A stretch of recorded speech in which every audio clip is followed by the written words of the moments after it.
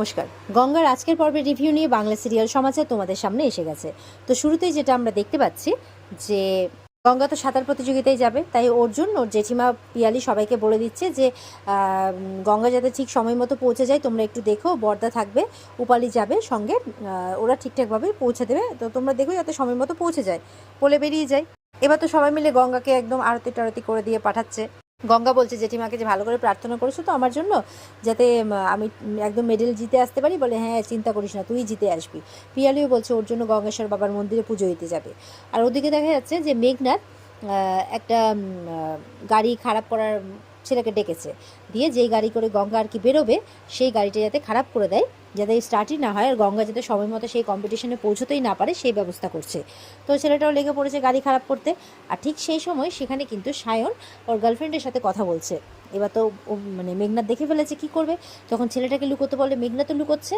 এবার সায়ন কথায় কথায় মেঘনাথকে দেখে ফেলেছে। এবার মেঘনাথ ব্যাপারটা কাটানোর জন্য ওকে বলছে কি কার সাথে কথা হচ্ছে শুনি। এবার সায়ন তো ঘাবড়ে গেছে যে ওকে ধরে নিয়েছে যে ওর গার্লফ্রেন্ডের সাথে কথা বলছে। বলে না না আমার ইনফর্মার। বলে ইনফর্মার? এটা কিন্তু তোমার আমার সিক্রেট। সায়ন বলছে যাই যাই, দেরি হচ্ছে। ওদিকে গঙ্গার কথা বলছে আবার সাঁতার প্রতিযোগিতায় যাবে, এই বলে সায়ন ওখান থেকে কেটে পড়ে। মেঘনাথ তো বলছে বাবা কানের পাশ দিয়ে তীর বেরিয়ে গেল, ভাগ্যিস দেখতে পাইনি, নাহলে তো সমস্যা হয়ে যেত। এই বলে মেঘনাথ আবার ওর কাজে লেগে পড়ে। আর এদিকে তমালকে বলে দেয় মানে গঙ্গা এই গাড়িটা তো স্টার্ট নেবে না, তখন যাতে তমালকে ফোন করলে তমাল একটা অটো পাঠিয়ে দেয়, সেই অটোতে চেপে ওটা আরও পরের প্ল্যানিং, যে পরে কী করে গঙ্গাকে কম্পিটিশনে পৌঁছানো থেকে আটকাবে আর কি। তো এবার এদিকে গঙ্গার দেরি হচ্ছে, তাড়াতাড়ি করছে, তো উদয়ন এবার নিয়ে যাবে। বলছে চলো দেরি হয়ে যাচ্ছে, দেরি হয়ে যাচ্ছে। গঙ্গাও বলছে চলো চলো তাড়াতাড়ি, দেরি হয়ে যাচ্ছে। এই বলে ওরা বেরিয়ে পড়ে। তো আরতি টারতি করে গঙ্গাকে পাঠাচ্ছে। এবার যখন গাড়িতে বসেছে তখন গাড়ি কিছুতেই স্টার্ট নিচ্ছে না। উদয়ন বলছে কী হলো ব্যাপারটা, গাড়ি তো স্টার্ট নিচ্ছে না। গঙ্গা বলছে আচ্ছা থাক দাদা, বরঞ্চ আমার দেরি হয়ে যাচ্ছে, আমাকে বেরোতে হবে। এই বলে বলছে আমি চলে যাচ্ছি। বলে না না দাঁড়াও, তুমি একা যাবে কেন, আমি এক্ষুনি ট্যাক্সি বুক করছি। তো যেই ট্যাক্সি বুক করতে যাচ্ছে সেই মেঘনাথ ওই ও তমালকে ফোন করে দেয় একটা অটো পাঠাতে, মানে ওদের সেটিং করা অটো, আর সেই অটোটা চলে আসে। তমাল সেই অটোওয়ালাকে বলে পাঠিয়েছে যে এমন রাস্তায় যাতে গঙ্গাকে নিয়ে যায়, একটা শর্টকাট রাস্তা, যেই রাস্তায় কোনো গাড়ি ঘোড়া চলবে না, এবার সেই মানে কোনো গাড়ি ঘোড়া যাতে না চলে সেই ব্যবস্থা নাকি সেই তমাল করবে। আর মানে গঙ্গাকে যাতে কোনোভাবেই সেই ক্লাবে না পৌঁছতে দেওয়া হয়, মানে এতটাই লেট হয় আর একটা টাইমের পর যাতে গঙ্গাকে ওখান থেকে উধাও করে দেওয়া হয়, এরকম একটা প্ল্যানিং করেছে। তো যাই হোক অটো এসছে, এবার গঙ্গা তো ঝটপট করে উঠে পড়েছে। উদয়নও বলে দিয়েছে অমুক জায়গায় নিয়ে যাবে। এবার যাচ্ছে এবার যেতে যেতে দেখছে যে অন্য রাস্তায় নিয়ে যাচ্ছে। গঙ্গা বলছে কি আপনার এই রাস্তাটা তো আমার চেনা লাগছে না, আপনি কোথায় নিয়ে যাচ্ছেন? বলে শর্টকাট। বলে এবার আবার কিছুটা যাওয়ার পর দেখছে না জায়গাটা তো অচেনা লাগছে, তখন বলছে না না দাদা আপনি অন্য রাস্তাতে নিয়ে যাচ্ছেন, আমি রাস্তাটা চিনতে পারছি না। এবার গঙ্গা যতই বলছে ততই কিন্তু লোকটা কোনো সারা শব্দ দিচ্ছে না, ও গাড়ির রেস বাড়িয়ে যাচ্ছে। তো গঙ্গা ভাবছে যে না নিশ্চয়ই কোনো গোলমাল আছে। এবার গঙ্গা কী করে গাড়ি থেকে ঝাঁপ মেরে দেয়, কারণ এনিহাও গঙ্গাকে সাঁতার প্রতিযোগিতায় পৌঁছতে হবে, এটা গঙ্গার চেষ্টাই আছে। আর যেই গঙ্গা ঝাঁপ মেরে দিয়েছে সেই কিন্তু ওই লোকটা তমালকে ফোন করে আর মেঘনাথদের ফোন করে ইনফরমেশন দিয়ে দিয়েছে।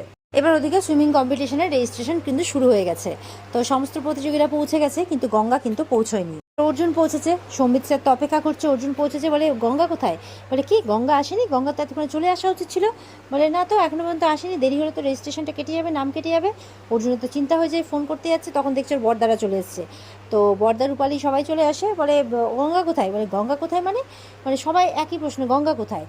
তো অর্জুন বলছে তোরা জানিস না গঙ্গা কোথায়? বলে ও তো বাড়ির গাড়িটা খারাপ বলে ও তো অটো করে বেরিয়ে গেল সঙ্গে সঙ্গে, এতক্ষণে তো পৌঁছে যাওয়া উচিত ছিল। এবার তো অর্জুন চিন্তায় পড়ে যায়, সম্বিত চিন্তায় পড়ে যায় যে এরপর তো নাম কেটে যাবে, কী হবে। তখন অর্জুন রিকোয়েস্ট করছে যে আপনি দেখুন না কোনোভাবে যদি একটু ডিলে করা যায় আমি ওকে ঠিক খুঁজে এনে দেবো। এই বলে অর্জুন সঙ্গে সঙ্গে মৃন্ময়দের ফোন করে ও লোকেশান সব কিছু ট্রেস করতে বলে। আর এদিকে নিজেও খুঁজতে বেরিয়ে যায় গাড়ি নিয়ে।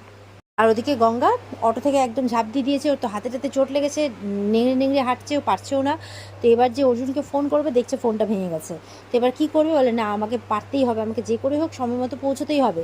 ওখানে তো ফর্ম শুরু হয়ে গেছে, রেজিস্ট্রেশন শুরু হয়ে গেছে, সম্বিত স্যারেরও মুখ নিচু হতে দেবে না আর অর্জুন স্যারেরও মুখ নিচু হতে দেবে না। তো গঙ্গা এবার দৌড়তে শুরু করেছে, রাস্তায় দৌড়তে শুরু করেছে। আর অর্জুন এদিকে গাড়ি নিয়ে চলে আসছে পুরো খুঁজতে খুঁজতে।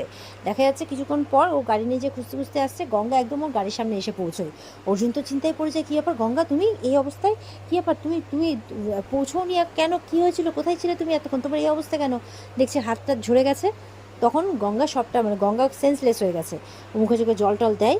গঙ্গা যখন জ্ঞান ফিরে তখন সবটা বলে, আমি যে অটোতে চেপেছিলাম সেই অটো নিশ্চয়ই কেউ প্ল্যান করে পাঠিয়েছিল, ওই অটো আমাকে ভুল রাস্তায় নিয়ে যাচ্ছিলো, আমি বারবার করে বলছি এটা কোন রাস্তা কোন রাস্তা, কিন্তু আমার কথায় সারাই দিচ্ছিল না, তাই আমি অটো থেকে ঝাঁপ মেরেছি, চলন্ত অটো থেকে। এটা শুনে তো অর্জুন অবাক হয়ে যায়, কি চলন্ত অটো থেকে? বলে হ্যাঁ, চলন্ত অটো থেকে ঝাঁপ মেরেছি, আমি আপনাকে ফোন করতে যাচ্ছিলাম কিন্তু ফোনটা ভেঙে গেছে, তাই ফোন করতেও পারিনি, তাই আমি দৌড়েই পৌঁছানোর চেষ্টা করছিলাম। অর্জুন তো এই সমস্ত কিছু শুনে অবাক, আর গঙ্গার এই অবস্থা দেখে তো আরও চিন্তায় পড়ে যায়। গঙ্গা শুধু বলছে আমাকে নিয়ে চলুন, ওখানে সমৃদ্ধ অপেক্ষা করছে আমার জন্য, ওখানে প্রতিযোগিতা শুরু হয়ে যাবে, আমার নাম বাদ পড়ে যাবে, আমাকে দয়া করে নিয়ে চলুন। অর্জুন বলছে তোমাকে আগে ডক্টরের ক্লিনিকে নিয়ে যেতে হবে। বলে না না স্যার, প্লিজ আমাকে আগে নিয়ে চলুন। অর্জুনের তো খুব খারাপ লাগছে গঙ্গার এই অবস্থা দেখে। অর্জুন বলছে বেশ, তুমি যখন যেতেই চাইছো তাহলে চলো, তোমাকে নিয়ে যাবো, কিন্তু আমিও তোমাকে কথা দিচ্ছি এই অটোকে আমি ঠিক খুঁজে বার করবো, কে পাঠিয়েছে, কী উদ্দেশ্যে পাঠিয়েছে, আমি ঠিক খুঁজে বার করবো। অর্জুন গাড়িতে করে নিয়ে আসছে, অর্জুনের তো খুব খারাপ লাগছে গঙ্গার জন্য। তো এবার গঙ্গা গঙ্গা বলছে বাবা, গঙ্গেশ্বরের কৃপাতে আমি আপনার গাড়ির সামনে এসে পড়লাম, তো আমি অবশ্যই কম্পিটিশনে যাব, আপনি চিন্তা করবেন না, আমার জন্য টেনশন নেবেন না, আমি ঠিক পারবো, দেখবেন। তো অর্জুনের তো খারাপ লাগছে যে মেয়েটার সত্যি এত জেদ, যে মেয়েটা এত শরীরের কষ্ট নিয়ে ও কম্পিটিশনে যেতে চাইছে। তো অর্জুন এটা মনে মনে ভাবছে। এবার তো ওদিকে অপেক্ষা করছে গঙ্গার জন্য, আর অর্জুনও পৌঁছে যায় ততক্ষণ। এবার গঙ্গার এই অবস্থা দেখে সবাই যথারীতি অবাক হয়ে যায় যে কীভাবে হলো, কী করে হলো। তখন সম্বিতা বলছে আচ্ছা ঠিক আছে, সেই সব নয়, পরে শোনা যাবে, ও যদি কম্পিটিশনটা করতে চায় বা পারে তাহলে এক্ষুনি কিন্তু নামটা দিতে হবে ওখানে, নাহলে কিন্তু আর পারবে না। তো তারপর ওর অবস্থা দেখে বলছে গঙ্গা তুমি পারবে তো, কারণ জলে নামলে কিন্তু প্রচণ্ড জ্বালাপোড়া করবে, তুমি তো জানো যে জলে ক্লোরিন থাকে।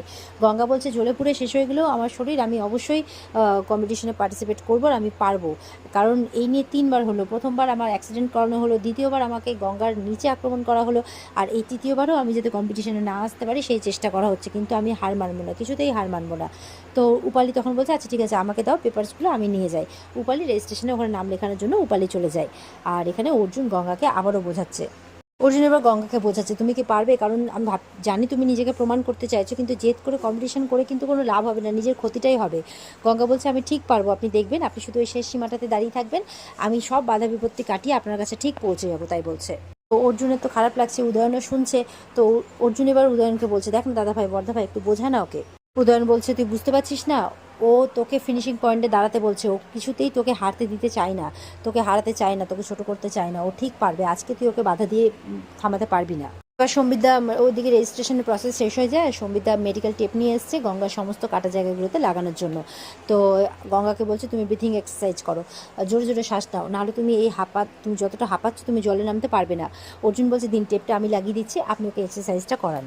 গঙ্গা তখন সম্বিদ্যার ইনস্ট্রাকশন অনুযায়ী সমস্ত এক্সারসাইজগুলো করছে। এবার অর্জুন তো টেপ লাগিয়ে দিচ্ছে গঙ্গার কাটা জায়গাগুলোতে। গঙ্গার তো ব্যথা লাগছে, আর ওই ব্যথাটা যেন অর্জুনেরও লাগছে। তো গঙ্গা মনে মনে বলছে যে স্যার আমার জন্য আমাকে কতটা শুশ্রূষা করছেন কষ্ট করে, আমি স্যারের মুখ কিছুতেই ডুবতে দেবো না, মানে গঙ্গেশ্বরের বাবা গঙ্গেশ্বরের কাছে প্রার্থনা করছে যাতে ও স্যারের মুখটা রাখতে পারে। আর এমনটা ভাবতে ভাবতে এখানে কিন্তু আজকের পর্ব শেষ হয়ে যায়। তো এই ছিল আজকের পর্বের রিভিউ। ভালো লেগে থাকলে পর্বকে লাইক কমেন্ট করে জানাতে ভুলবে না, আর আমাদের সাথে জুড়ে থাকতে চ্যানেলকে সাবস্ক্রাইব করতে ভুলবে না। দেখা হচ্ছে তোমাদের সাথে আগামীকালকে। সবাই খুব ভালো থাকবে। আজকের মতো পর্বের রিভিউ এই পর্যন্তই। বিস্তারিত দেখতে অবশ্যই স্টার জলসার পর্দায় চোখ রাখবে। টাটা।